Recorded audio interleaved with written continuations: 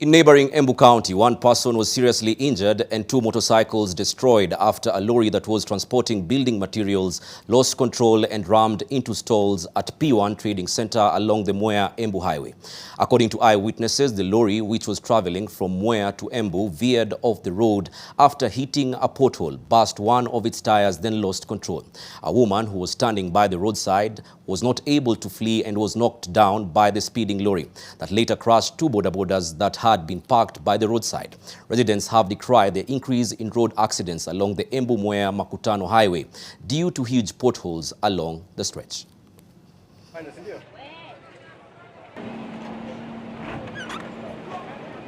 Hiyo gari ilikuwa ilibasti mguu, ilikuja na kelele nyingi sana na ikasababisha kuna mama alikatwa mguu kutokana na hiyo accident, alafu imebomoa mali ya watu.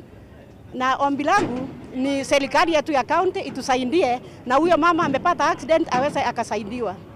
Mimi venye naweza sema shida ni barabara juu driver alikuwa sawa na gari ilikuwa sawa, ni barabara iko na mashimo sana. Kweli ni barabara yetu imekaa vibaya sana na iko na mashimo. Na ndio huyu driver wa lorry alipiga shimo, tao yake ikabust, aka lose control, akakuja akakuta watu wa biashara ambao wako kando ya barabara. Lakini nashukuru Mungu sana kwa sababu mmoja tu ameumia. Lakini vijana wa pikipiki wamepoteza kama pikipiki mbili zimekanyangwa na zimeharibika kabisa.